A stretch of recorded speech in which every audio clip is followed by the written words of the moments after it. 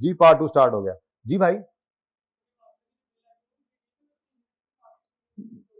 जी लेकिन बेटा वो लीज नहीं ना है, वापडा का मीटर आपने लीज नहीं करवाया हुआ, ठीक है, आपने सिक्योरिटी डिपॉजिट करा के लगवाया हुआ है, आप बिल यूज करते हैं और वो यूनिट्स यूज करते हैं, आपको बिल आता है, उसको लीज के साथ क्यों जोड़ रहे हो? वैसे वो वेरिएबल एक्सपेंस मान जाता है, ठीक है, सेमी वेरिएबल कहेंगे उसको असल में तो, क्योंकि उसमें अगर लाइन रेंट लग के आ रहा है तो वो फिक्स होता है और यूनिट्स के हिसाब से। ओके वो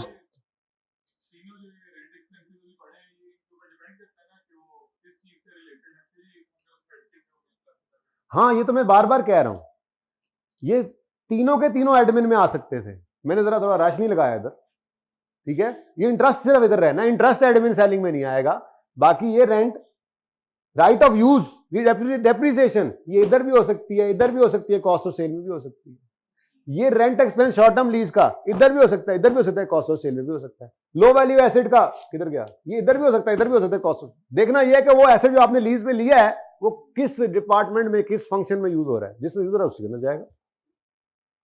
अच्छा जी, नेक्स्ट, इनकम फ्रॉम सब लीजिंग, मतलब अगर आपने एसेट लीज पर लिया है उसका आप क्या बुक कर रहे होंगे, इंटरेस्ट, लीज पे लिया है ना, लेसी हो ना, लेसी ही लीज पे लिया है तो उसका आप एक्सपेंस बुक कर रहे होंगे, राइट ऑफ यूज वाला है तो रेंट एक्सपेंस, वो इंटरेस्ट एक्सपेंस, दूसरा लिया हुआ है तो रेंट एक्सपेंस वगैरह, तो एक तरफ आप एक्सपेंस बुक कर रहे हो, अगर आपने वो लीज एसेट आगे किसी को लीज में दे दिया तो उससे क्या आएगा, इनकम, वो इनकम डिस्क्लोज करो, अदर इनकम में शो कर देना, इनकम फ्रॉम सब लीज, और ठीक है ना। Total cash outflow for lessee, क्या फॉर लीजेस यानी इंस्टॉलमेंट्स, हम बनाते हैं वो नोट, और मैच्योरिटी एनालिसिस बनता है ना, क्या बता रहे होते हैं, कैश फ्लोज ही दिखा रहे होते हैं, कैश फ्लोज, ठीक है। Next, addition, addition in right of use, ये एडिशन हम वो राइट ऑफ यूज के नोट में, कैरिंग अमाउंट ऑफ, बल्कि ये दोनों इकट्ठे कर लेते हैं, carrying amount of right of use at the end of the reporting period by class of underlying asset, मतलब होता है जिस एसेट की बात हो रही है, ठीक है, तो ये दोनों हम वो राइट ऑफ यूज का नोट बनाते होते थे, बोलो, ये दोनों पॉइंट्स वहां पे आ जाएंगे।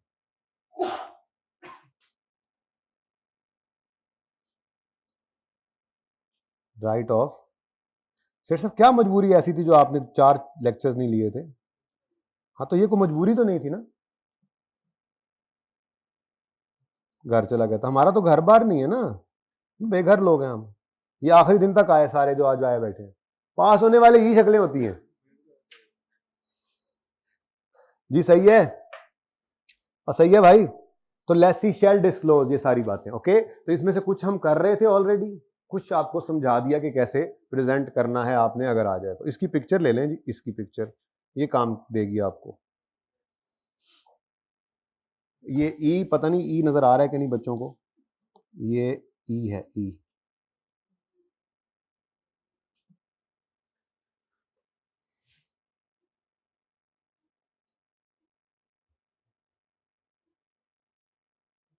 सही है जी, मेरे ख्याल में जल्दी जल्दी इसको खत्म करें आप, क्योंकि अब वो करना है, अभी डेटॉल वाला सवाल भी करना है। अच्छा जी, a lessee shall provide disclosure specified in para 53 in a tabular form unless another format is most appropriate, the amount disclosed shall include cost at a lessee, इसको काट दें जी, कहता है जी टैबुलर फॉर्म में बेहतर लगे तो टैबुलर फॉर्म में कर दो, कोई और अच्छा लगे तो कुछ और तरीके से कर दें, बस ठीक है, ये बीच में पता क्या लिखा हुआ है, the amount disclose shall include cost that a lessee has incurred in carrying amount of another asset during, बस छोड़ें इसको, वही वाली बात कि अगर आपने मिसाल installation of right of use में किसी और एसेट को यूज कर लिया है तो उसकी डेप्शन ऐड करें, बट छोड़ें, ठीक है, बस ठीक है, काट दें, कह तो रहा हूं। अच्छा जी, लेसी शैल डिस्क्लोज, अब फिर शैल अलग अलग करने लग गया, क्या, what amount of its lease commitments for short term lease accounted if portfolio short term to which it committed at the end of is dissimilar to the portfolio, ये समझाता हूं जी आप, वो ये कहता है कि मिसाल के तौर पे आपने आप कार्स लेते हैं शॉर्ट टर्म के ऊपर लीज पे, रूटीन है आपकी, शॉर्ट टर्म के ऊपर आप कार्स लीज पर लेते आ रहे हैं, इस साल के एंड पे आपने कुछ कार्स शॉर्ट टर्म लीज पे ले रखी हैं और अगले साल भी आपका इरादा है आप मजीद कारें शॉर्ट टर्म लीज पे लेंगे, तो कोई डिस्क्लोजर देने की जरूरत नहीं है। लेकिन अगर आपके पास इस वक्त ईयर एंड पर शॉर्ट टर्म लीज में कार्स हैं और आपका इरादा है कि अगले साल आपने प्लांट शॉर्ट टर्म लीज पे लेना है, तो now class has been change. आपने जो फ्यूचर में इरादा किया है कि आप कोई डिफरेंट क्लास जो है वो शॉर्ट टर्म लीज पे लेने जा रहे हैं, तो उसको क्या कर दें, डिस्क्लोज कर दें। ठीक है,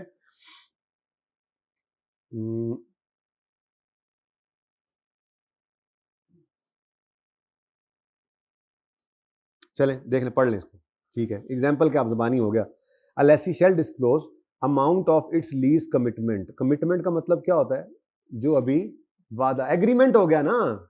ऐसे नहीं कि आपने दिमाग में सोचा है, बैठे सोच रहे हैं अगली दफा हम प्लान लेंगे, डिस्क्लोज कर दें। नहीं भाई नहीं, डिस्क्लोज जैसे आप आइए 16 के अंदर आपने पढ़ा था, अगर आपने फ्यूचर में कोई एसेट बाय करने का या कंस्ट्रक्ट करने का एग्रीमेंट कर लिया, कमिटमेंट है, तो वो शो करो। IAS 40 ने भी ऐसे ही कहा था कि अगर आपने फ्यूचर में कोई इन्वेस्टमेंट प्रॉपर्टी बाय करने की या कंस्ट्रक्ट करने की कमिटमेंट कर ली, एग्रीमेंट वगैरह हो गया आपका, तो यूजर को डिस्क्लोज कर दो। बिल्कुल ऐसे ही अगर आपने इस साल के एंड पे खड़े होकर अगले साल के लिए कोई एग्रीमेंट कर लिया है, अभी वो लीज हुई नहीं है इसलिए जर्नल एंट्री तो हो नहीं सकती, एग्रीमेंट कर लिया है। और एग्रीमेंट क्या किया है, प्लांट्स को मैं लूंगा शॉर्ट टर्म लीज पर।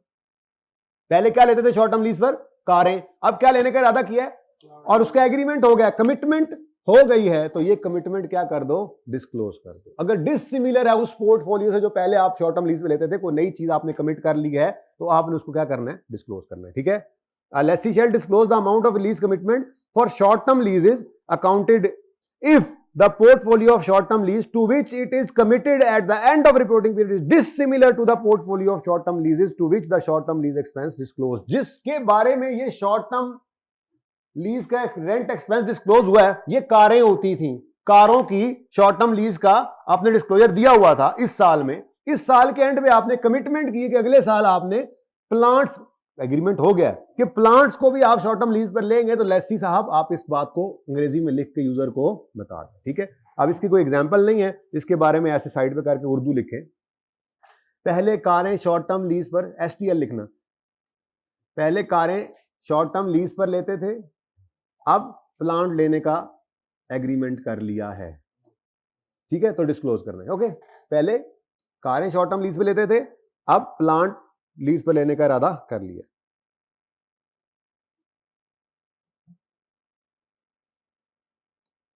सही है, इसकी और क्या एग्जांपल देनी, बस ये ऐसे ही था, ये है भी ऐसी अंग्रेजी में लिख के बताना होगा। ओके, नेक्स्ट देखो भाई, shall disclose, lessee shall disclose the fact. क्या fact, lessee shall disclose the fact. Lessee ये फैक्ट बताए, क्या फैक्ट बताए, कि उसने शॉर्ट टर्म लीज या लो वैल्यू एसेट लीज के लिए रिकॉग्निशन एग्जाम्पशन यूज की है। आपको कहा था क्या ऑप्शन है, कहा था ना, ये कहीं नहीं किया था, कहीं और लिखा था। खैर, अब क्या कहा था जी, लेसी के पास ऑप्शन आ जाता है सिंप्लीफाइड अप्रोच का, कब, जब शॉर्ट टर्म या लो वैल्यू हो। अब ऑप्शन है ना, सिलेक्ट करना है या नहीं करना आपकी मर्जी है। अगर आपने ऑप्शन को सिलेक्ट कर लिया है और आपने रिकॉग्निशन एग्जाम्पशन ऑप्ट कर ली है, आप right of use liability record नहीं कर रहे हो, तो ये बता दो। ठीक है, ये फैक्ट बता दो, बस इतनी सी बात है, कोई एडी लंबी गल नहीं। अ Lesi that accounts for short term lease or lease of low value asset using recognition exemption shall disclose the fact। बता दे। ओके, और सही है, मुश्किल तो नहीं है। अच्छा, आगे कहता है,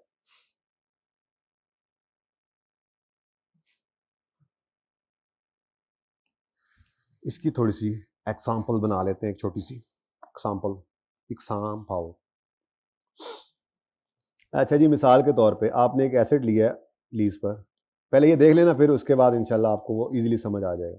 वैसे तो आसान है, मुश्किल नहीं है, लेकिन IAS 16 IAS 40 ले आया बीच में, तो हम जरा ऐसे एग्जांपल बना लेते हैं। एसेट आपने ऑब्टेन किया ऑन लीज, ठीक है जी, बस ये आखिरी बात है, इंशाल्लाह इसके बाद हम शुरू करने लगे हैं अपना वो छोड़ा हुआ काम, आखिरी दिन जो छोड़ा था। ठीक है, एसेट ऑब्टेन ऑन लीज, अगर मिसाल के तौर पे आपने एक एसेट जो है वो बिल्डिंग ली है लीज पर,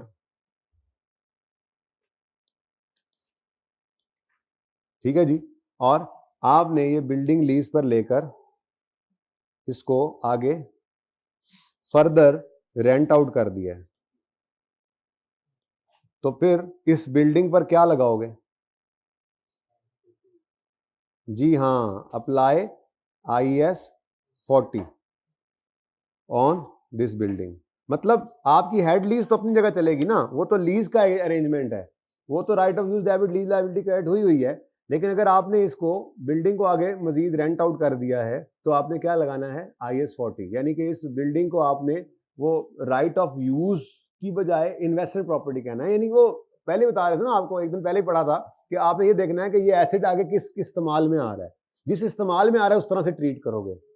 ठीक है, तो बिल्कुल वो सारी बातें तो वैसे ही हैं। ठीक है, अप्लाई करो IAS 40, जब कह दिया IAS 40 अप्लाई करो तो फिर IAS 40 सारे का सारा अप्लाई होता है। मिसाल के तौर पे आपने लीज पर लिया, मैं पूरी बात वहां से पढ़ाता भी हूँ, फिर पूरी करते हैं। फिलहाल आपने एक प्लांट लीज करा लिया, ठीक है जी। इस प्लांट से आपने इसको फर्दर रेंट आउट नहीं किया, बल्कि इससे आपने क्या किया है? इससे आपने यूनिट्स प्रोडक्शन किए हैं। तो ये तो आपके अपने यूज में है। आपके अपने यूज में कोई भी एसेट हो, आप उस पर क्या अप्लाई किया करते हो? तो वो बेसिकली जो राइट ऑफ यूज है ना, जिसके बारे में कहते थे कि वो देखो कि एसेट का इस्तेमाल किस तरह का है, जो इस्तेमाल है उसी हिसाब से उसके रिलेटेड रेलेवेंट IFRS लगा दो। तो यहां पर क्या होगा? अगर यूनिट्स प्रोडक्शन की है तो IAS 16 अप्लाई करो। IAS 16 अप्लाई करने का मतलब क्या है? IAS 16 अप्लाई करने का मतलब ये है कि आप कॉस्ट मॉडल पे जा सकते हो या, ठीक है, और इसी तरह IAS 40 के बारे में भी यही है,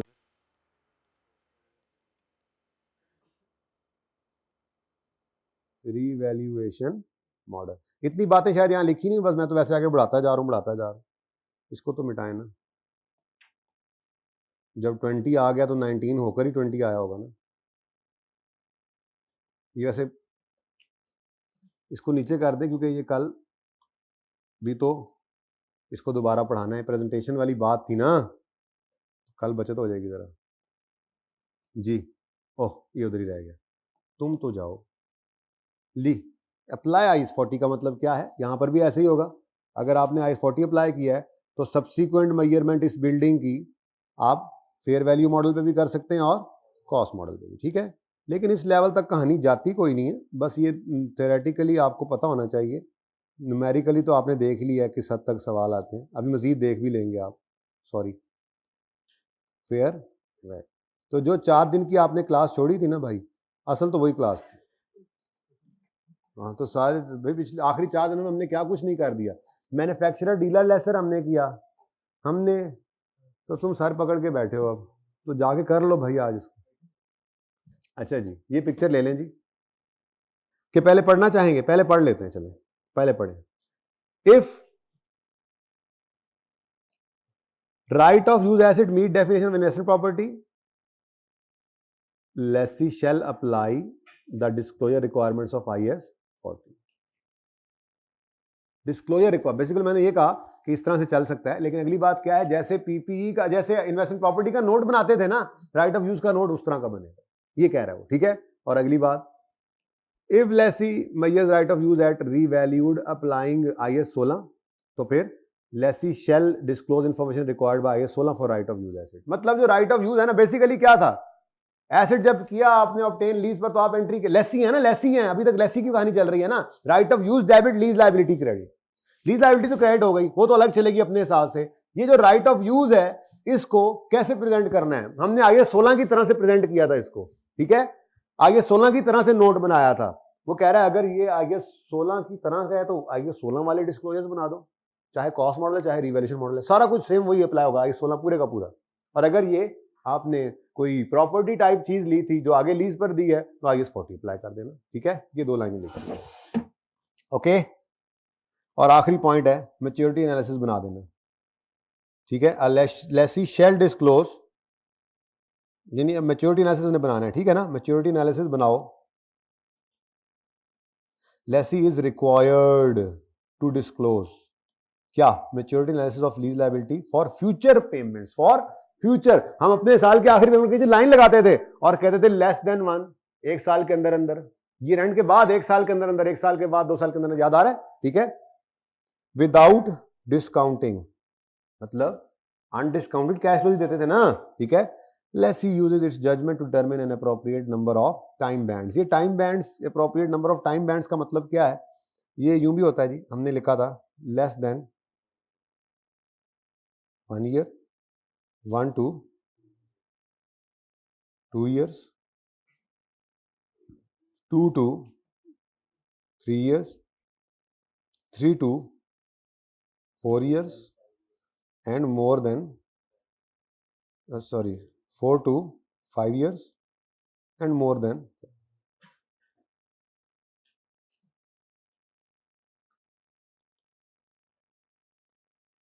ठीक है जी, ये हम टाइम बैंड ये वाला बनाते आए हैं।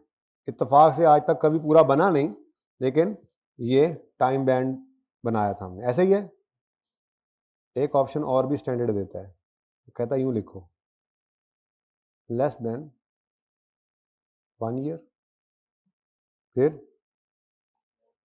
1 to 5 years और मोर देन 5। ये ज़्यादा अच्छा है, लेकिन आपने ये नहीं लगाना। आपको जिसकी आदत पड़ी है वही लगाएं। कभी 5 साल तक गया भी है काम? नहीं ना गया अभी तक, एक दो का सवाल के अलावा को प्रैक्टिस में। तो जिसकी आदत पड़ी हुई है, ये आसान है, इसको लाइन लगा के पकड़ना आसान है, इसके अंदर गलती के चांसेस ज़रा बढ़ जाते हैं, तो ये काम आपने नहीं करना, ठीक है। ओके, जो आपको आदत है बस वही करना है। बस आपको ये बताया कि उसने लिखा क्या हुआ था, अपनी जजमेंट लगा लो और appropriate number of time bands हो, लेकिन इससे आगे की बात कोई नहीं की हुई उसने। यानी कि 5 साल से ऊपर वालों को हमेशा मोर देन 5 में डाला जाता है। अब ये आपने इस तरह से करना है या आपने इस तरह से करना है, आपकी मर्जी। Lessee is required to disclose maturity analysis, ठीक है, of lease liability future payments जो कि अनडिस्काउंटेड हो, और लेसी यूज करे अपनी judgement determine appropriate number of. आपकी जजमेंट जो कहती है आप वो कर लें। टाइम बैंड ये भी बन सकते हैं, ये भी बन सकते हैं, ठीक है। तो मेरा मशवरा कि आप ये वाला बनाएं जो आपको आदत है, ठीक है। इसकी पिक्चर ले लें, जो नोट कर रहे हैं वो नोट कर लें, लेकिन जल्दी कर लें। बस ये कहानी अब यहाँ ख़त्म करते हैं।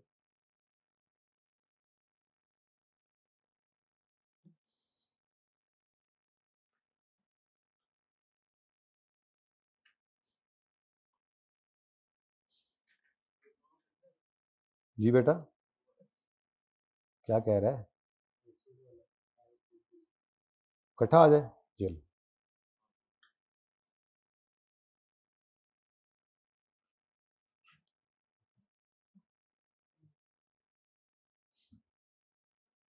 चलिए जी, अब बस करें, अब बहुत हो गई।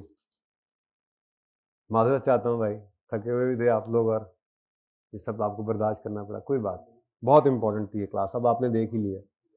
लेकिन ये चलो फ़ायदा था कि चलो जो आज घर पे भी बैठ के ले लेंगे रात को, थोड़ा ये कि उनका कल वाली क्लास से ज़्यादा ताल्लुक़ नहीं होगा। लेकिन अब जो बात शुरू होने लगी है, ये क्योंकि पहले से चली आ रही है और अब कॉन्टीन्यूटी में काम चल रहा है, ये आगे भी चलेगी। शुरू करें जी काम।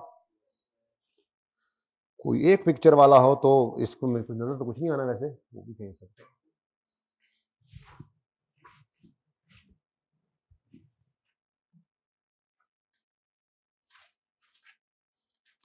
प्रेजेंटेशन भी ऐसे, वो तो ऐसे 5-7 मिनट में हो जानी है, लेकिन अब बहुत होगी ना, मैं खुद अब बोर हो रहा हूँ। अगर मेरिकल करते हैं थोड़ा सा, ठीक है।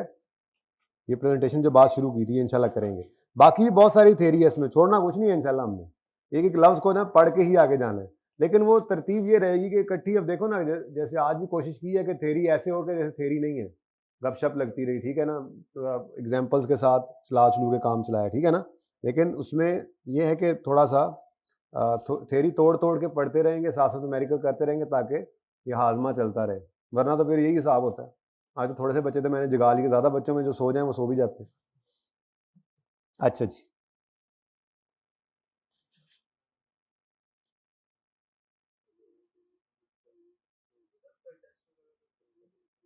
जी कल टेस्ट होगा ना, क्यों नहीं होगा? सारी लीज तो आपने पढ़ ली है। टेस्ट हमेशा होता है बेटा, टेस्ट कभी ऐसा नहीं हुआ कि नहीं होता। अच्छा जी, कौन से 90 समथिंग पे सवाल थे? 95 पे, 95 पे आए जल्दी से। अभी तक हमने क्या कर लिया जी? रिवीजन कर ली, डिस्क्लोजर ऑफ लेसी कर लिए, प्रेजेंटेशन, ओ सॉरी प्रेजेंटेशन नहीं हो सकती। उसके बाद 32 34 देखना है। 32 में कोई मसला तो नहीं है आपको, और डिटोल वाला सवाल करना है। आप पास पेपर 6 जरा पेज 147 पास पेपर 6 गावा लिमिटेड, इसको ज़रा होमवर्क में करके आइएगा, मैं भूल ना जाऊं बाद में। उसके बाद मैं आज का काम शुरू करता हूँ। पास पेपर 6 पेज 147। मैं तो बहुत कुछ सोच के आया था लेकिन डिस्क्लोजर्स बहुत टाइम ले गए, बट अल्हम्दुलिल्लाह अच्छे तरीके से हो गए। अब 7 स्टैंडर्ड्स नहीं जाने, सर क्या याद करेंगे? भाई इनमें कोई बात याद करने वाली थी? इंसाफ की बात करो, आपको पता है सब, क्या आपको पता नहीं है? बस ये बताना था सॉरी, आपको ये बताना था कि आपको पता है, आपको यही पता नहीं है कि आपको पता था। तो बस ऐसे ही याद रखना है। जैसे आपको ये सफ़ा आ गया सामने, एक सफ़े पे आप भी ये नोट कर लें, ठीक है? जब भी आप लीज की रिवीजन करें, इस सफ़े को ऐसे ही बस एक दफ़ा रीड करना है आपने। बेशक ये चीज़ रीड कर लें, एक नज़र उस पर मारनी, बस दैट्स इट, ठीक है? याद करने नहीं बैठ जाना, रटे रुटे को नहीं लगाने, बस याद रखना है। ओके, अच्छा जी, पास पेपर 6 आपको दे दिया मैंने। गावा लिमिटेड, गावा लीजिंग लिमिटेड, ऐसे ही है भाई। देखो आज के बाद ना, आज से ही ऑनवर्ड्स, अब चूंकि हम सारा कुछ ही पढ़ चुके हैं, हमने कुछ भी नहीं छोड़ा है सिवाय कुछ थ्योरी के और सिवाय सवालों को जरा मुश्किल करके चेक करने के। बस मैंने यूजीआरबी मैन्युफैक्चरर डीलर में नहीं डाला, कल डाल देना, इसलिए आज आपके पास आखिरी चांस है, ठीक है? आपने सबसे पहले क्लास जो है वो संडे वाली छोड़ देनी है, वो एंड में लेनी है, ठीक है? वैसे तो आज वो यूज हो रही है, ठीक है? सैटरडे फ्राइडे सैटरडे सबसे पहले लें, थर्सडे फ्राइडे सैटरडे आप आज ही ले लें क्लास, और सैटरडे वाली ये संडे वाली सुबह आने से पहले ले लीजिए, ठीक है? लेनी होगी।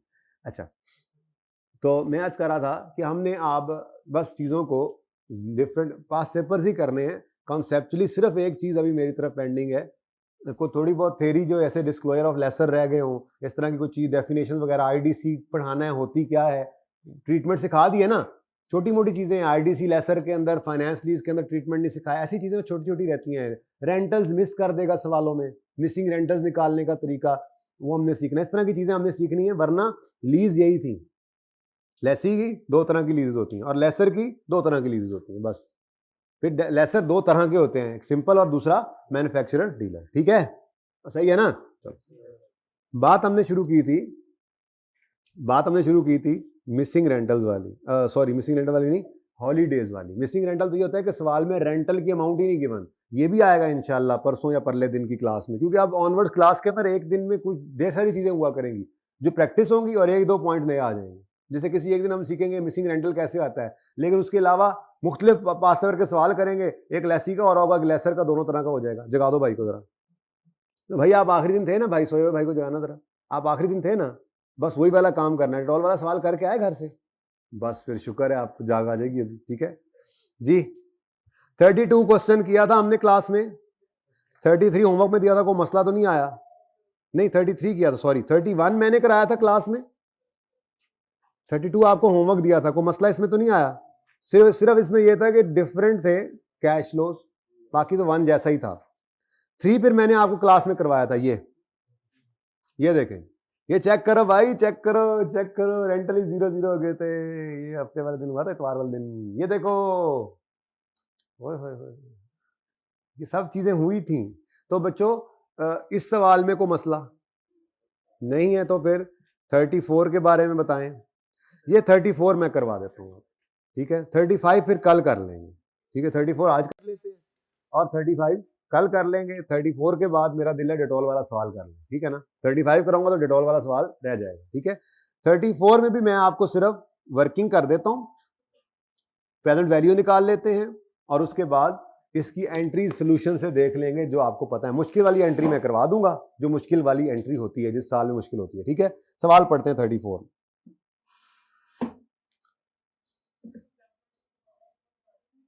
जी बेटा, वो क्लास के बाद वो तस्वीर लेनी थी आपने, अच्छा वो बाद में पूछ लेना, अभी ये सवाल तो कहाँ से निकल के कहाँ पहुंच गए हम, ठीक है? अब हमारी कैसेट बदल चुकी है जी। तो a company acquired a plant on lease, भाई ये मैं करवाऊंगा, 35 भी करवाऊंगा। 34 मुझे लगता है कि 35 से मुश्किल है, सिर्फ 35 में एडवांस है, करवाऊंगा ये सवाल भी, लेकिन कल, ठीक है? आज जरा ये कर लें क्योंकि इससे मिलता जुलता डेटॉल है, ये दोनों क्लियर हो जाए, साइड पे हो जाए, तो जरा जो छुट्टी वाले वो भी आ जाएंगे, तो कल क्लास के स्टार्ट में सबसे पहले ये करवा दूंगा आपको, ठीक है? वैसे भी देख लेते हैं, छोटा सा डिस्कशन मार लेते हैं। D company acquired a plant on lease on 1 July 2015। Following details are relating to this lease. Lease term है 3 साल, डिस्काउंट रेट है 12% per annum. Under the agreement quarterly instalments of 60 each are to be paid in arrears. अब quarterly instalments है तो फौरन दिमाग के अंदर क्या लाना है, पर्चे के अंदर ये चीजें हेल्प करती हैं। फौरन दिमाग में क्या लाना है, एक साल में कितने क्वार्टर्स, 2 साल में, और 3 साल में 12 क्वार्टर होने चाहिए। यानी कि अगर क्वार्टरली पेमेंट्स हैं तो 12 पेमेंट्स हो, वो कहता है 10 क्वार्टरली इंस्टॉलमेंट। इसका मतलब गड़बड़ तो है, ठीक है। अब वो गड़बड़ क्या है, कौन से मिस हैं, वो कहता है पे करने हैं इन एरियर स्टार्टिंग फ्रॉम 31 मार्च। अब यकम जुलाई से काम शुरू हुआ है, जुलाई अगस्त सितंबर के 3 महीने गए, अक्टूबर नवंबर दिसंबर के 6 महीने, 3 महीने और गए, 6 महीने गए, और फिर क्योंकि एरियर वाला सवाल था तो जनवरी फरवरी मार्च भी निकल गया और उसके एंड पर पहला किराया आया, ठीक है। तो चलो कर लेते हैं वर्किंग 1 और वर्किंग 2, सिर्फ स्टार्ट कर देता हूं आपको, और फिर हम अमाउंट एंड स्केड्यूल भी वहीं से देख लेंगे और एंट्रीज में वहीं से करवा दूंगा, ठीक है। सबसे पहले वर्किंग 1, लेसी का सवाल है जी। 0 प्लस 0 प्लस 60 है, 60 प्लस 60, 1 साल हो गया। 0 नहीं, 60 प्लस 60 प्लस 60 प्लस 60, ऐसे नहीं लिखते आप, नहीं तो मैं आपको समझाने के लिए लिख रहा होता हूं। पर्चे में तो आप 60 × 10 करेंगे 600, ठीक है ना। तीसरा साल तो टोटल कितना बन गया, पर्चे में ऐसे नहीं करना, तो आपको समझाने के लिए किया, ठीक है। अब present value of lease payment निकालनी है, तो सबसे पहले मैंने कहा था पर्चे के अंदर भी आप ये कर लिया करें, डेट और इंस्टॉलमेंट। अगला काम बेशक ना करें, जगह भी छोड़नी थी, बस बाद में देख लेते हैं जी। अब शुरू कब हो रही है लीज, यकम जुलाई 15 पे, और क्वार्टरली पेमेंट्स हैं तो जुलाई अगस्त 30/9/15, फिर समझ गया, अक्टूबर नवंबर, फिर फिर फिर फिर मैनू ब्रेक लगा देना, फिर कोई नहीं, ब्रेक लगन लगी, थोड़ा तंग तंग करें। फिर 30 जून 17, फिर भी चुप हो गई आपकी तो अब जी। 1 2 3 4 5 6 7 8 9 10 11 12, 3 साल पूरे हो गए। 0 और नहीं, ये तो स्टार्ट है ना, 0 0 60 60 60 60 60। अब ये काम तो करना ही होता है, तो ये बना लो पहले। अब क्या सिखाया था आपको, एनवीटी का फॉर्मूला लगेगा, बोलो, लेकिन एनवीटी का फॉर्मूला करेगा क्या, इन सारे कैश फ्लोस को एक पीरियड पीछे लाकर छोड़ देगा, और वो होगा 31 दिसंबर 15। अब सवाल के अंदर हमें रेट एनुअल गिवन था, रेट एनुअल ही होता नॉर्मली, इंटरेस्ट रेट, लेकिन हमारी इंस्टॉलमेंट क्वार्टरली है तो हमने रेट को भी क्वार्टरली कर लेना, ठीक है। मशवरा मेरा हमेशा यही रहेगा कि 12% को 3/12 × 3 करना, ताकि कभी 2 महीने वाला है तब भी वो आराम से लिख सके। बहरहाल यहां पे आपने लिखा 12% है ये जनाब,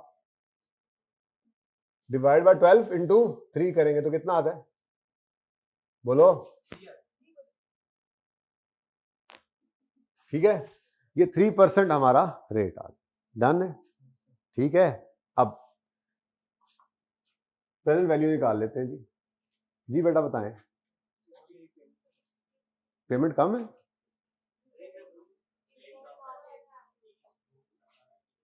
आप लोगों ने लिखवाया नहीं, मुझे कहा एंड होगी 30 जून 2018 जी।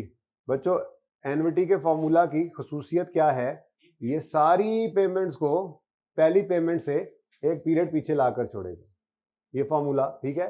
तो इसका मतलब यहां तक ही आएगा, यहां तक ले आते हैं जी। 60 है इंटू 1 माइनस 1.03 रेज टू, अब ये 60 कितनी बार आ रहे हैं, 1 2 3 4 5 6 7 8 9 10, ठीक है, माइनस 10 डिवाइडेड बाय 0.03, ठीक है जी। जो भी आंसर आना है, ये आंसर पहुंचना है 31 दिसंबर 15 को, ठीक है। हाँ, अब चूंकि क्वार्टरली रेट चल रहा है ना, क्वार्टरली रेट चल रहा है, तो इससे पीछे कितनी दफा 3 महीने, ये 3 महीने का रेट है, तो इस तरह पहुंच गए, इससे पीछे अगर जाना है तो कितनी बार 3 महीने आ रहे हैं, 2 बार, ठीक है, 2 बार। यहां पर हमने क्या लेना है, माइनस में, यहां पे जितने 60 आए थे, ऐसे ही है ना, यहां पे जब पहुंच गए हैं, अब एक स्टेप पीछे हमने जंप करना है, ठीक है। तो इस तरह के सवालों में तो हेल्प करता था ये काम। अब एक एक को अगर आप सिंपल डिस्काउंटिंग में लग जाएं, तो अगर सिंपल डिस्काउंट करना होगा ना, तो इसको सीधा इधर, इसको सीधा फिर सीधा इधर लेके जाएंगे, ठीक है ना, तो वो बड़ा लंबा काम हो जाता है, ठीक है। तो ये हमारे पास जो आ गया, ये जो वैल्यू आई है, ये वैल्यू किस दिन की है, ये 31 दिसंबर 15 की प्रेजेंट वैल्यू है। हमने इसको लेकर जाना है, तो अब यहां पर भी 1.0 क्वार्टर चल रहे हैं ना, क्वार्टरली रेट ही लो, 1.03 रेज टू पावर 2 दफा क्वार्टर आ रहा है, ठीक है। सीखा था ये काम, चल जी बोले 480, ठीक है। अब ये 482.4 प्रिंसिपल इंटरेस्ट बैलेंस, ठीक है जी, स्टार्टिंग पॉइंट है 482.4, ठीक है जी। अब इसको आपने क्या करना है जी, कंप्लीट, ओके, वो कंप्लीट इतना लेंथी कौन करे कंप्लीट, सॉल्यूशन देखते हैं जी, यहां से देख ही लेते हैं यार, चलो कर लेते हैं, ठीक है जी। बोलो भाई 482.4 में 3% लगाओ, 14.5, एक डेसिमल तक चलो, ये 0 आ गया। अब ये क्या होगा जी, 482.4 प्लस 14.5, इस तरह से ऐड हो जाएगा, ठीक है जी। कितना आता है, 499। अब इस पे लगाओ 3%, अब यहां पर 496.9 प्लस 14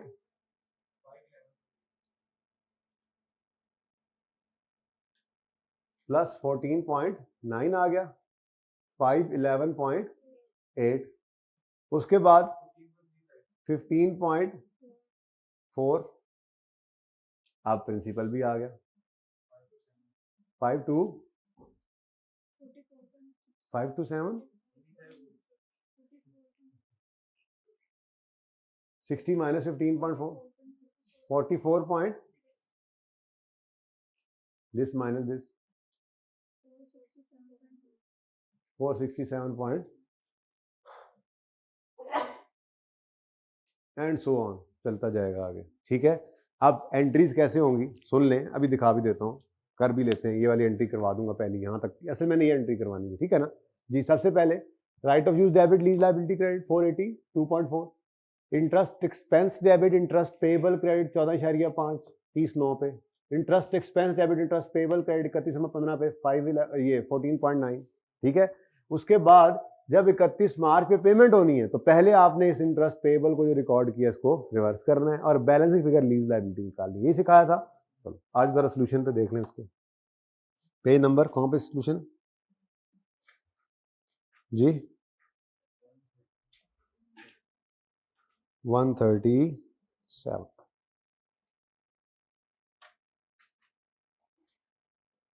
अच्छा है ना, पास पेपर के नजदीक भी पहुंच जाएंगे। क्या आपसे नहीं हो पाएगा भाई, हम तो कर लेंगे इंशाल्लाह।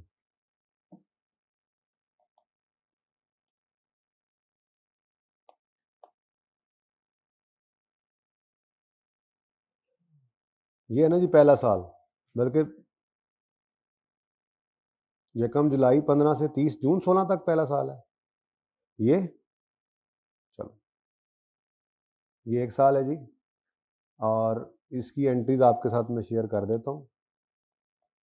उससे अगला साल ये चल रहा है, ये फिर आप देख लीजिएगा सोल्यूशन के अंदर होंगी 30 जून 2017 तक, 3 साल की लीज थी ना, ठीक है। और उसके बाद और केड़ा रंग ग्रीन कर लीजिए, ये आखिरी साल, ठीक है। भाई जल्दी तो है कौन ही ना, सी लॉ की क्लास है किसी की आज, ना ऑडिट की किसी की बाद में होने है, तो R1 वाले ही हैं वो, मैं खुद ही हूँ, R1 वाले भी इधर ही। डेटॉल वाला सवाल वैसे भी किया हुआ है, ज़रा डिस्कस एक बार बस बोर्ड पे करना ही है भाई, वो कल अभी नहीं 2 मिनट तक बोर्ड मिटवा दें जी। अच्छा जी, अब मैं आपके साथ जो एंट्रीज डिस्कस कर रहा हूँ वो सिर्फ 16 पूरे की भी नहीं कर रहा, वो आप देख लीजिएगा सोल्यूशन में से, ठीक है। सबसे पहली एंट्री यकम जुलाई 15 की, यकम जुलाई 15 की पहली एंट्री है, right of use debit lease liability credit 482.4, ठीक है जी। उसके बाद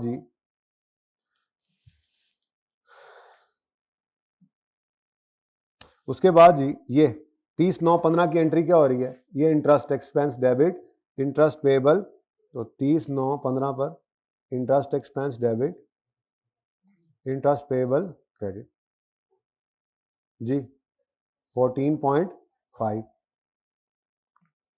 उसके बाद अगली एंट्री जनाब 31 दिसंबर 2015 की होगी,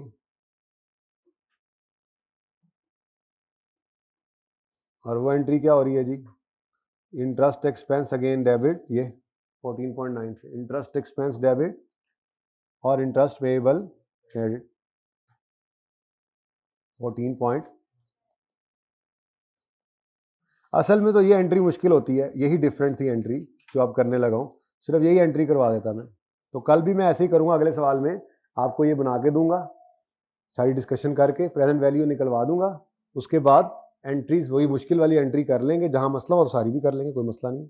तो उससे अगली एंट्री जनाब होनी है 31 मार्च 16 पे, 31 मार्च 16 पर पहली किस्त पे होने जा रही है, ठीक है। 31 मार्च 16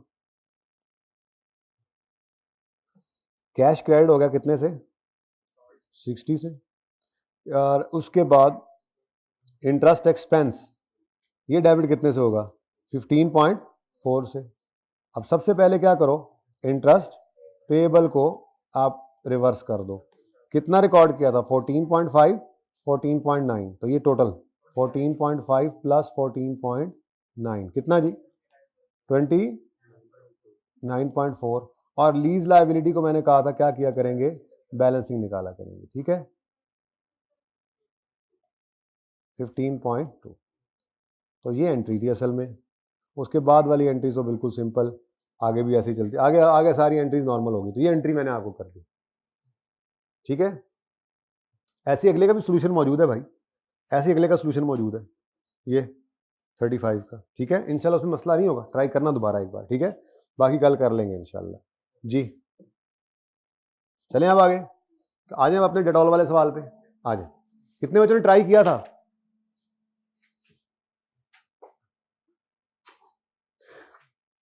भरी क्लास में 2 बच्चों ने, क्लास ही भरी हुई नहीं है ना, बाकी तो जो घर पे आज नहीं ना आए वो उन्होंने कर लिया होना, मुझे पता है, आई नो। चलिए शाबाश जिन्होंने किया ये काम। पास पेपर 12 था, ये रहा, इना गंद पिया हुआ इस पे, तो दोबारा से साफ करते हैं, नए जोश जज्बे के साथ इसको जीश कश करते हैं। हाँ की होती तो ना,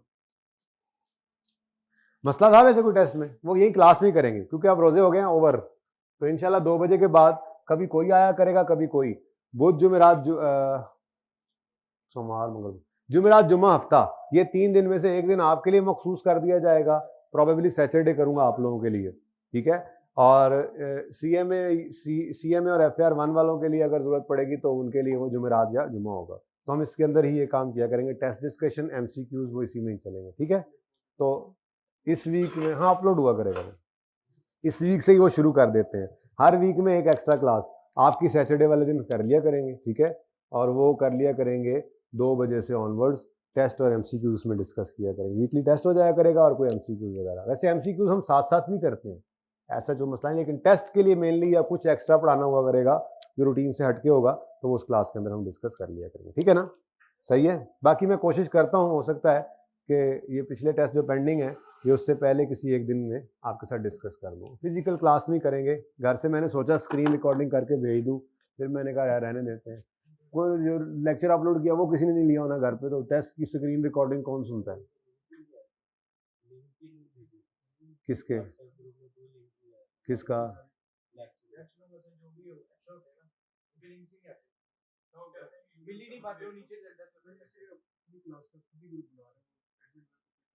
ओके, अच्छा, इस पे बात कर लेते हैं, अभी सवाल कर लें, इस पे इंशाल्लाह कर लेते हैं, इसकी कोई सेटिंग बना लेते हैं। अच्छा जी, हमने सवाल करना था लेसी के पॉइंट ऑफ व्यू से।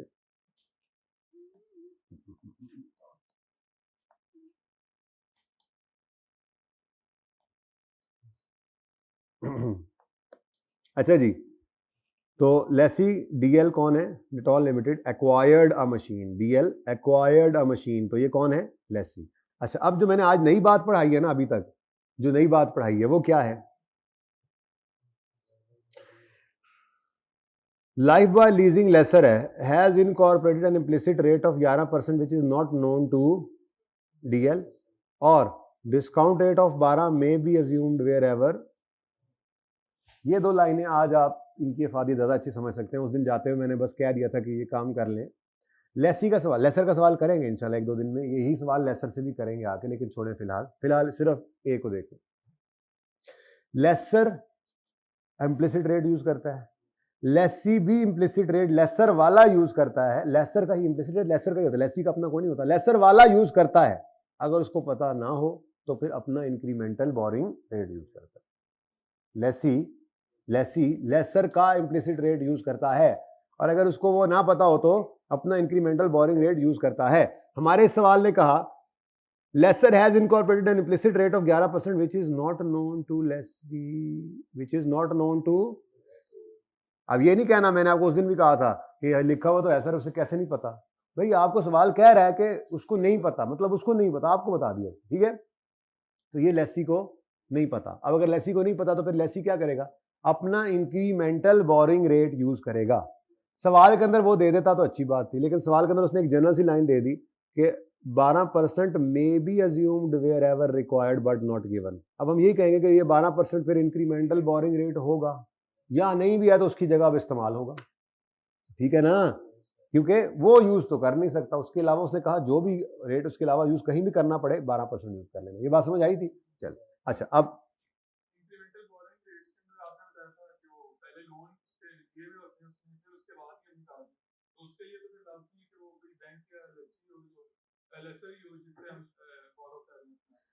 नहीं, देखें, आप कहीं से भी एसेट बोरो कर रहे हैं लीज पर, आपकी एग्जिस्टिंग बोरोइंग्स तो बैंक के साथ ही चल रही होंगी ना, लोन वगैरह की। हाँ, तो वो जरूरी तो, मैंने आपको ये कहा कॉन्सेप्ट समझाया है, सवाल के अंदर ये आपको खुद करना भी नहीं पड़ता, ये ऐसे ही गिवन होगा, ठीक है ना? तो इंक्रीमेंटल बोरिंग रेट गिवन होगा, या इस तरह से वो रेट बता देगा अगर वो नॉट नोन करवाएगा तो। बहरहाल आप वो मैंने प्रैक्टिकली आपको बताया कि आपके कोई करंट लोन्स चल रहे होंगे, ठीक है? अगर नहीं है, कोई एक भी लोन नहीं है, तो जो पहला लोन लेने जाओगे वही आपका इंक्रीमेंटल बोरिंग रेट है, ठीक है ना? कोई भी लोन नहीं है आपको किसी बैंक से, लेकिन कभी लेने जाओ तो कितने का? 10% पे मिलेगा, वही आपका इंक्रीमेंटल है। अच्छा, on Yekam January 20, Dettol acquired a machine on lease from Lifebuoy Leasing for 3 years. The first, भाई ये मिटवा देना जरा, बल्कि आप ही आ जाए, किसी को लेने जाएंगे, जल्दी से आ जाए, जल्दी से आ जाए। The first installment amounting to 35 million was paid on Yakam January 2020, ठीक है? And all subsequent annual installments are payable on Yakam January subject to increase of 10% each year. तो ये आपको बताया था कि आपने क्या करना है, यहाँ पे निकाली भी थी शायद, ये निकाली थी, ऐसे ही है। अच्छा, अगली बात क्या थी? डीएल कौन है? Lessee incurred IDC of 5 million, बारों बार पीर बधाई, हाँ जी, बारों बार जनरल एंट्रीज में जाएगा। As an incentive DL for entering into lease, LL has reimbursed 2 million. तो ये क्या लीज इंसेंटिव है, इसको क्या करना है? फर्स्ट इंस्टॉलमेंट में से लेस। तो ये काम तो हमने कर ही लिया था, चलो फिर देख लेते हैं। ये सिर्फ मुझे कैलकुलेशन आप दे देना बस, यानी कि आप पहला किराया किस दिन आ रहा है जी? पहला किराया जी यकम जनवरी 2020 पे कितना? अच्छा, उसमें से बाद में देखते हैं। उसके बाद एरियर में एडवांस में सब्सिक्वेंट इंस्टॉलमेंट पेबल यकम जनवरी सब्जेक्ट टू इंक्रीज ऑफ 10%। तो यकम जनवरी एनुअल यकम जनवरी 2021 पर 10% इंक्रीमेंट के साथ कितना बन गया था 38 पॉइंट, और फिर यकम जनवरी 22 पर जी 38.5 का 10% इंक्रीज करो, बोलो 42.3। कोई 3 कह रहा है, कोई 4 5 कह रहा है, क्या करूं? 3 5 है तो 4 कर लो, बस एक डेसिमल 40 to 4 कर लो ना, मैं यही कह रहा हूं। चलो अब यहां तक बात हो गई जी। उसके बाद वो कहता है ये बात हो गई, ये डन। 35 वाले किराए की बात, 3 किराए। आईडीसी बारों बार जनरल एंट्रीज में जाना है, इसको वर्किंग मन में नहीं लेके आना। और ये 2 मिलियन लीज इंसेंटिव है जिसको आपने क्या करना है, पहली वाली इंस्टॉलमेंट में से नेट कर देना। ठीक है जी, 2 है। ठीक है, ओके। अच्छा नेक्स्ट, आगे वो कहता है रेट इसको पता नहीं, हमने कहा ठीक है, उसका हल निकाल लिया। Residual value of machine eight the end of 3 year estimated at 30 million, out of which DL has guaranteed. अब याद है आपको रेजिडुअल वैल्यू 20 है, जीआरवी कितना है 30 है। अच्छा 30 है। अच्छा पहले ये कल करेंगे जब करेंगे लेसी के लिए सवाल। फिलहाल क्या है रेजिडुअल वैल्यू, ये लेकर हम कहते थे लेसी क्या करो, लेसी सोचो। ठीक है, लेसी सोच के बताओ तुम इस एसेट को कैसे इस्तेमाल करोगे। उन्होंने कहा जी मैं इतना अच्छा इस्तेमाल करूंगा, 20 मिलियन गारंटी करके आया, कह रहा है कि जी मैं इंशाल्लाह 20 मिलियन गारंटी करके आऊँ और इतना अच्छा इस्तेमाल करूंगा, या उसने बता दिया 30 मिलियन है, तो इसका मतलब क्या है, अगर ये गारंटी 20 करके आ रहा है, lessee expected to be paid लेते हैं, लेसर होगा तो चुप करके सारा 20 उठा लेंगे और बाकी 10 भी ऐड करेंगे। लेकिन लेसी के केस में ऐसा नहीं होता था, आप भूल रहे हैं मुझे लगता है। नहीं नहीं नहीं नहीं नहीं, ऐसे कैसे ऐसे ऐसे कैसे ऐसे, बस यही याद है तुम्हें। यहां कहीं पे सवाल थे,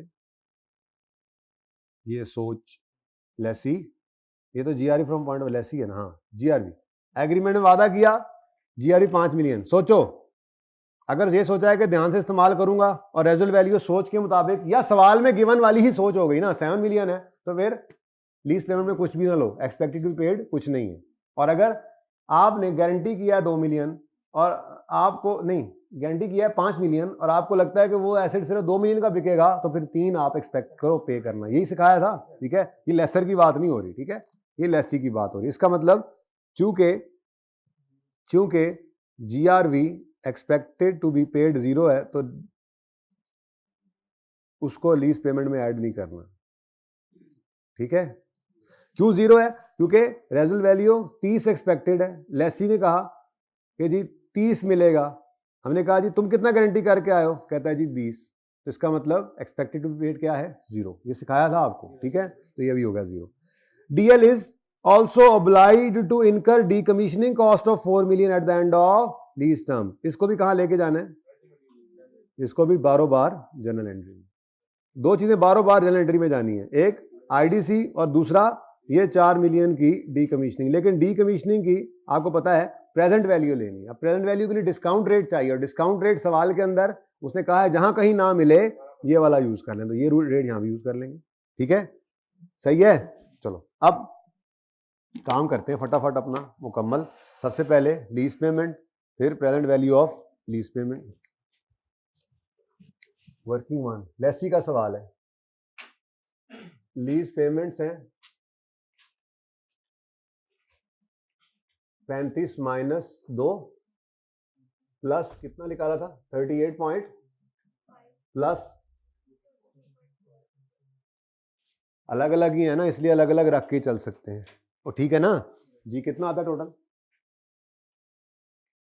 अच्छा एक मिनट, ये लीज पेमेंट है, ठहर मैं लिखता हूँ दोबारा। डाउन पेमेंट, जरा फॉर्मूला लिख लो, जरा रिवाइज हो जाए। डाउन पेमेंट आज खुला टाइम है, आज टेंशन ही कोई नहीं। प्लस रेंटल, आज सिर्फ मैं हूं और आप हैं जी। FAR1 वाले बाहर अंदर बुला लो उनको यार, उनको अंदर आके बैठ जाए, कोई मसला नहीं, बुला लो उनको, अगर बाहर खड़े दोनों तरफ जाके देख लो, मैं इधर ही हूँ फिलहाल। Down payment plus rental plus GRV, GRV जो लेनी है वो कौन सी लेनी है जी? Expected to be paid, expected to be paid by lessee. Lessee के सवालों के अंदर ये वाली बात होती थी जीआरवी के लिए, ठीक है? कोई नहीं है ना? है? सारे अंदर आ चुके हैं ऐसे, बड़े आए बच्चे बाहर खड़े होंगे, इधर भी बच्चे ने खैर खा सवाल करो चुप करके, ये किया हुआ सवाल दोबारा कर रहे हैं यार, कुछ नहीं होता। बस असल में मैंने होमवर्क दिया था, किसी ने करने की जहमत ही नहीं की, ठीक है जी? डाउन पेमेंट कोई नहीं है, रेंटल यही मैंने आपको निकाल कर दिए थे, पहला 35 था, माइनस इंसेंटिव कर दो, plus 38.5 plus 42.4 is equal to 9। Punjabi वाला 9 नहीं? अच्छा कोई नहीं, गल बनी याद की भी इतने। अच्छा जी, घर वालों ने क्या कहा है? ये करो पहले, तो तुम लोग फिर नहीं आओ, घर बैठे हुए हैं वो जी। Present value of lease payments निकालने के लिए पहले अपना काम कर लिया करें, ये आसानी रहती, वरना देखो ना आप ये 35 मिस कर सकते हो आप, ये एडवांस है, लेकिन थोड़ा ध्यान से ये बना लोगे तो गलती नहीं होगी, ठीक है ना? डेट, इंस्टॉलमेंट्स, प्रिंसिपल, इंटरेस्ट और बैलेंस। यकम जनवरी दसो सर, खुद देख लेना, खुद देख लें, यकम जनवरी 20 है, खुद देख लें आप, यकम जनवरी 20 स्टार्टिंग पॉइंट होगा जो अभी निकाला नहीं है, ठीक है? उसके बाद इसी दिन पहली इंस्टॉलमेंट है 30। अब ये 33 कैसे बना है? मिस्टर एग्जामिनर को बताएं, बताएं उसको, बताएं उसको, यहां पे लिख दीजिएगा 35 माइनस 2 के जी हमने लीज इंसेंटिव को पहली इंस्टॉलमेंट में से माइनस कर दिया था, ठीक है?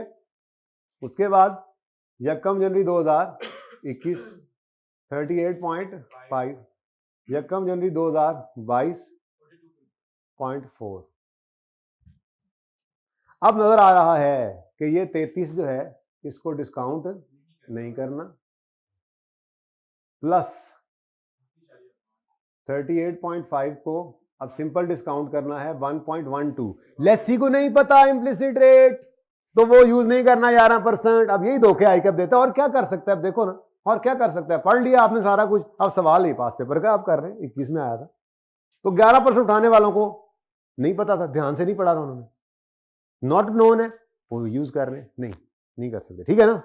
यही गलती होती है, ये नहीं होती है। तो 12% ये कितने, ये देखो, ये देखो, ये मौजूद है यकम जनवरी 20 पर ही, इसको 1 साल पीछे लाना है, इसको 2 साल पीछे लाना है, -1 plus 42.4 into 1.12 raise to power minus. जी भाई क्या कह रहे थे आप? तो कोई बात नहीं, उसी के नंबर कटेंगे, आगे बातों के नंबर नहीं कटते होते, लेकिन अब जी, लेकिन अब आप ये तो ना करें कि आप जानबूझ के कहें 1-2 मार्क्स ही कटने, चलो कर लेते हैं ये गलती, जब पता लग गया तो फिर सही करो जी। 1.2 101.2। अच्छा क्या मांगा, क्या हुआ उसने? प्रिपेयर, अच्छा रेलेवेंट एक्सट्रैक्ट्स मांगे हुए हैं, तो हम तो एंट्रीज वैसे फरमाइशी प्रोग्राम पता ही आपको करेंगे, हैं जी, जल्दी जल्दी कर लेंगे, क्योंकि असल में ना 2 एंट्रीज इंपॉर्टेंट आ गई हैं, एक आईडीसी, चलो 1-2 बार देख लिया था, दूसरा प्रोविजन फॉर डीकमीशनिंग। ये इंपॉर्टेंट एंट्रीज इसलिए कि ये कभी कभार आती हैं सवाल में, बाकी लीज की एंट्री तो हर दफा होती है, तो इस सवाल में आई है तो कैसे माफ कर दें, एंट्रीज कर लेंगे, हालांकि रिक्वायर्ड नहीं है जी। फटाफट करवाओ जी। इंटरेस्ट रेट 12% है, क्यों 0? ओके, तो सारे का सारा प्रिंसिपल 60। अब बताओ, हाँ 81, अच्छा 8.2,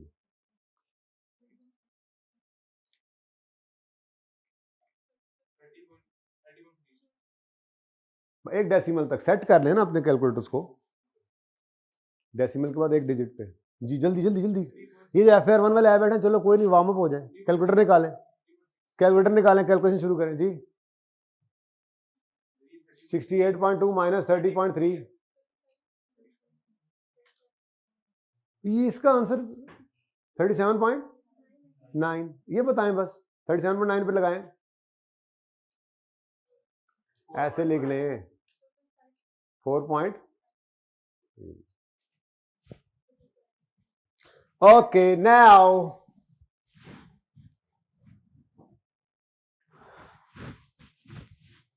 एक्सट्रैक्ट एक ही साल के है ना, 31 दिसंबर 20 के। तो जनरल एंट्रीज करते हैं। सबसे पहली एंट्री है यकम जनवरी 2020 पे। फरमाएं जी क्या एंट्री है, बोलो। और सुतियां रुआ बोलो। ईद बड़ी बड़ी तो नहीं थी, गोश्त खा के खुमारी आई है, छोटी ईद थी बस, गुजर गई जी। Right of use debit lease, अभी वो भी इस सेशन में आनी है, हद हो गया। ये किस पे लेते हैं जी हमेशा हम, पीवी ऑफ एलपी। लेकिन राइट ऑफ यूज के साथ मैं नहीं लिखूंगा PV of LP. Right of use तो मजमुआ है, उसके अंदर ये भी है, उसके अंदर आईडीसी भी है, उसके अंदर डिकमीशनिंग भी है, इंस्टॉलेशन भी है। वो तो एक मजमुआ है, मजमुआ। ठीक है जी, गुलदस्ता है, गुलदस्ता। बोलो 101.2। अब जो चीज क्लिक जो दिमाग में लग रही थी बार बार बार बार बार बार बार बार, क्या चीज, आईडीसी, प्रिविजन फॉर डीकमीशनिंग, कहां गई, वर्किंग 1-2 में आती नहीं है, वो तो बारों बार जनरल एंट्रीज में। तो यकम जनवरी 2020 पर राइट ऑफ यूज डेबिट और कैश क्रेडिट आईडीसी वाला 5 से। उसके बाद इसी दिन, हाँ जी, आज ही इंस्टॉल करने की वजह से ये लायबिलिटी लेसर पे पड़ी है कि उसको 3 साल बाद डिसमेंटल भी करना पड़ेगा। अब 3 साल बाद मजदूरों को कितने पे करने हैं, 4 मिलियन पे करना है। क्या वो आज भी 4 मिलियन ही है? नहीं, प्रेजेंट वैल्यू पर इसको बुक करना है। तो राइट ऑफ यूज डेबिट करेंगे और कैश क्रेडिट नहीं होना, क्योंकि कैश आज तो पे नहीं कर रहे। लायबिलिटी लिख रहा हूं, इसका असल नाम इंशाल्लाह IS 37 में जाकर फिर रख देंगे। असल नाम इसका क्या, प्रोविजन फॉर डीकमीशनिंग ही है, लेकिन फिलहाल लायबिलिटी लिख रहा हूं। ठीक है जी। ये किसकी है जी, डीकमीशनिंग की, डिसमेंटलिंग की। तो ये जनाब चलो ठीक है, लिख लो डिसमेंटलिंग जी बच्चों। ये देखो 4 मिलियन है इंटू 1.12 रेज टू पावर, कितने साल बाद, 3 साल बाद पे करना है जी। 2.9 ना कर लें फिर, नहीं डेसिमल एक चल रहा है तो नहीं सर, ना हजार रो सारों कह दूं ऐसे भाई नाराज ना हो जाए जी। डन, कहानी खत्म। अब आते हैं अपने सवाल की तरफ वापस। यकम जनवरी 20 को पहली किश्त पे हो गई, सारी एंट्री यकम जनवरी 20 हो गई ना भाई जी। Lease liability debit, cash credit 33 से।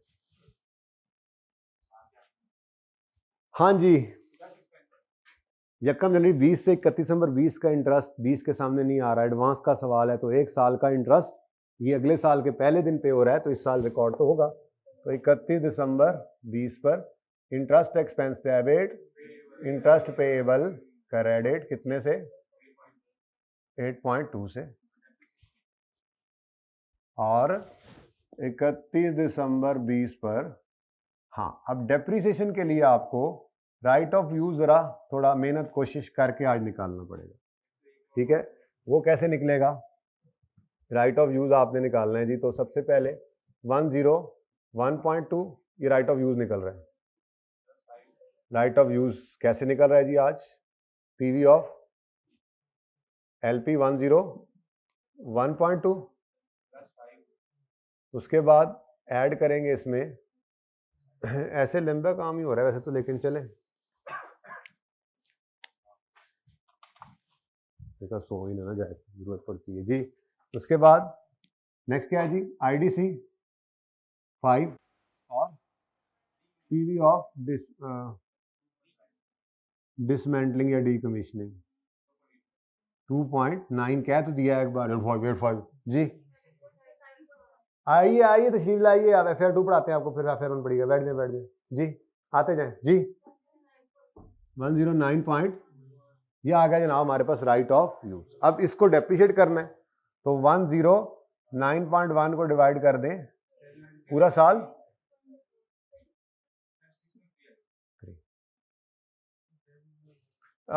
जीरो है ना फिलहाल लेसी के सवाल में। लेसी ने क्या अज्यूम किया, रेजल वैल्यू जीरो ही है ना, तो इसलिए जाने दो, जब आ जाएगी तो फिर सवाल में देख भी लेंगे। फिलहाल एक सवाल में है, पास पेपर में आएगी तो देख लेंगे। ओके सही है बेटा, वो मैं कर नहीं रहा। मैं सोल्यूशन में आपको ना वो 2 चीजें हाईलाइट कर दूंगा, 2 चीजें सोल्यूशन में भी मैं एक्सट्रैक्ट्स बनाने लगा हूं, बल्कि छुट्टी करते हैं, बल्कि बना लेते हैं, 2 मिनट लगने एक्सट्रैक्ट्स में। सुनो सुनो सुनो, जो एक्सट्रैक्ट्स सुन लो, जो एक्सट्रैक्ट्स है ना उसके अंदर से 2 चीजें ऐसी होंगी जो आपने अभी नहीं पढ़ी हुई, उसको आपने पेंडिंग रखना है इस सोल्यूशन के अंदर, इस सवाल के।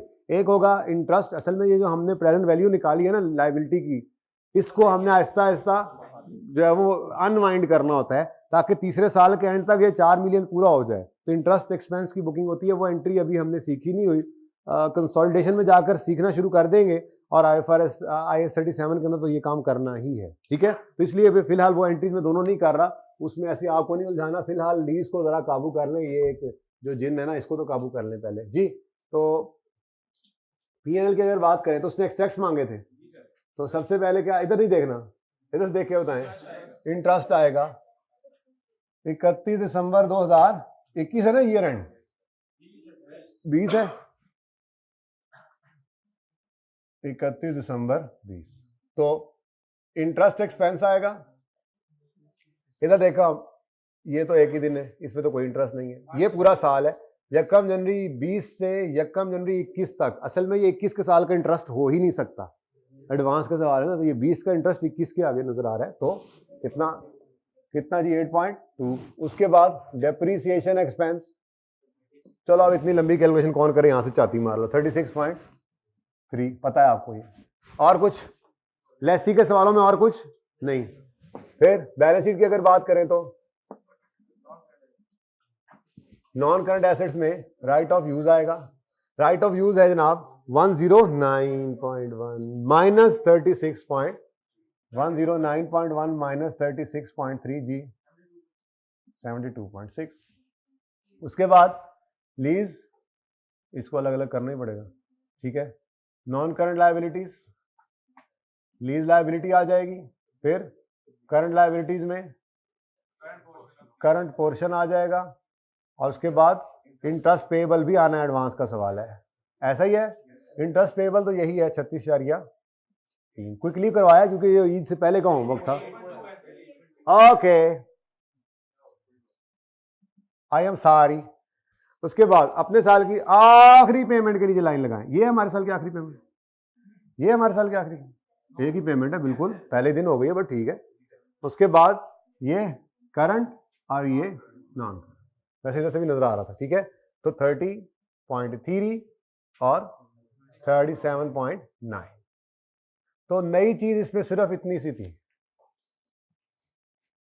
और कुछ भी नया नहीं है इसके अंदर, बाकी सब पढ़ाया हुआ था, सिर्फ उसकी एप्लीकेशन थी, ठीक है। आई थिंक गावा वाले सवाल के अंदर आई थिंक मिसिंग है रेंटल, नहीं भी है तो बस ठीक है। आपने बहरहाल आप जब भी कोई सवाल आपके सामने आना है ना, आपने सबसे पहले उससे पूछना है भाई तुम लेसर के सवाल हो या लेसी के।